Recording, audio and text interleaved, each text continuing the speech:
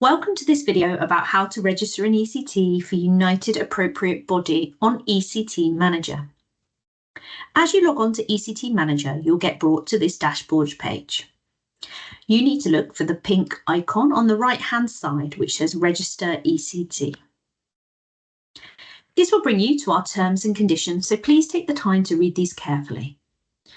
At the bottom, it will ask you to tick that the school agrees to the terms and conditions before clicking Continue. Next, we get to the personal details section. If you have large numbers of ECTs, it's important to share that you can add an HR representative as an administrator on ECT Manager. This means that it might save you some time and also allows them to do it easily as they have better access to personal details. Otherwise, some induction tutors find it useful to send out a Microsoft Forms to their ECTs with all the personal information that they need. As you complete the registration, it's really important that you get the teacher reference number and the date of birth correct, as these are the two pieces of information that the database used to search for any teacher. If they are incorrect or if there are errors, this means that the registration may not proceed. Next, add all the information that you need. It even allows you to add a preferred name, if appropriate, and then add their school email address.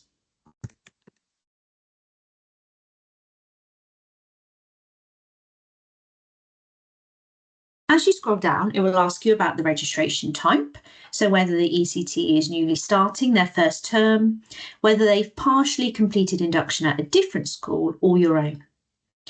If you click that they've partially completed their induction at a different school, it will ask you for details of that previous school, and you will need to send their previous assessments to us at United AB. ECTs should have a copy of these. If not, you can contact or they can contact their previous appropriate body to send these on. We won't be able to approve any registrations until we have all their previous assessments. In this situation, I'm going to register a new ECT. Next, we have to enter their contract details. So they'll be starting induction probably in September. So let's find that September date. It's the start date of their induction, not the date they start with you at school. So for example, if an ECT does the final week of the summer to settle in, their induction start date is still September. If you have any questions, please contact us to ask. You need to confirm your checks, so DBS and references. Add your name as induction tutor. And then finally, we need information about their ECF mentor.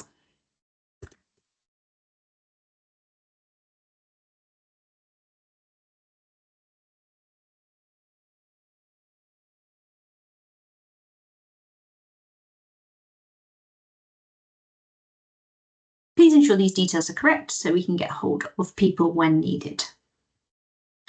Next, we have their training. So all of this information should be held by HR, or again, you can ask them. Just going to go for something random. So let's have a look. What do we fancy? Sheffield skit they've trained in. We use this information to check that the role is suitable for induction. Contact information.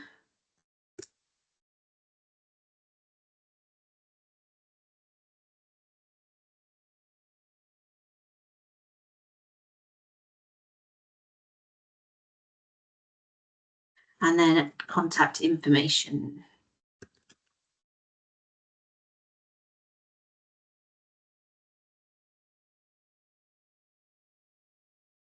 Next section asks you about the early career framework pathway.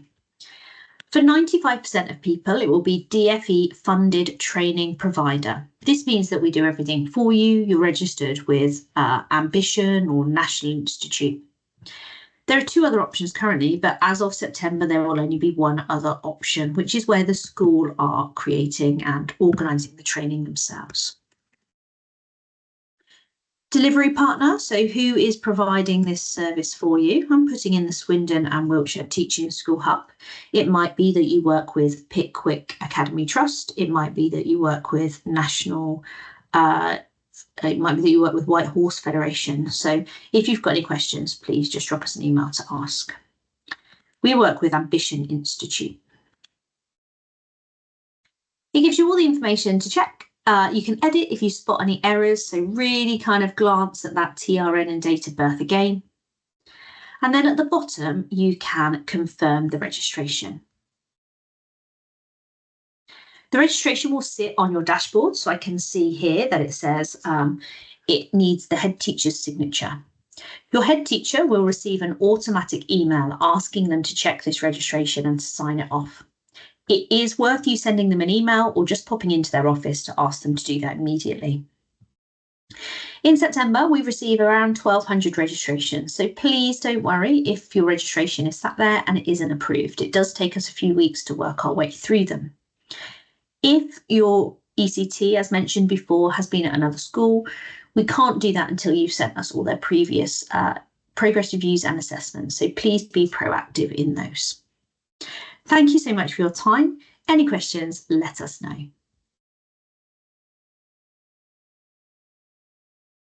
you mind just kind of introducing yourself?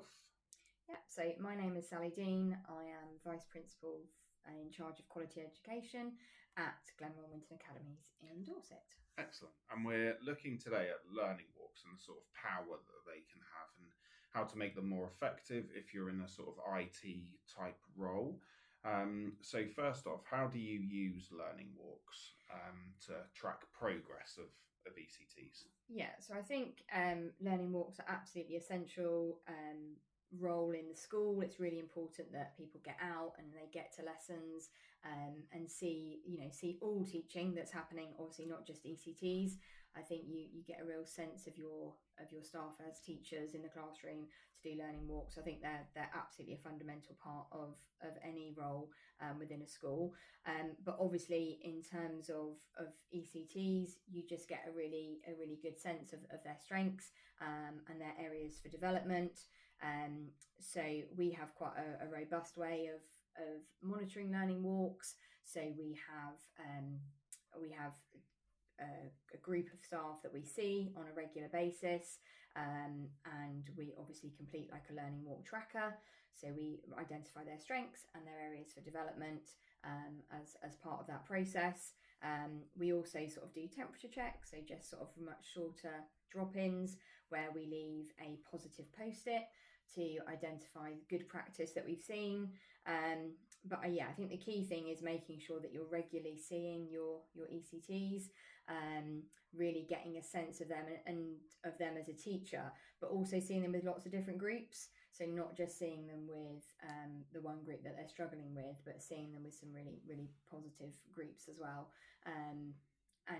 Getting that sense and obviously recording that so that, because sometimes you might not remember something that you've seen that's good, and you obviously want to get that build that big picture so everybody can have a one-off good lesson, everybody can have a one-off bad lesson. So making sure that you're dropping in regularly with different groups to see the same teacher to get that real big picture.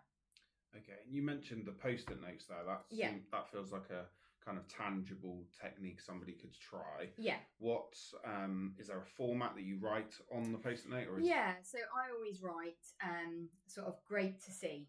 Okay. ...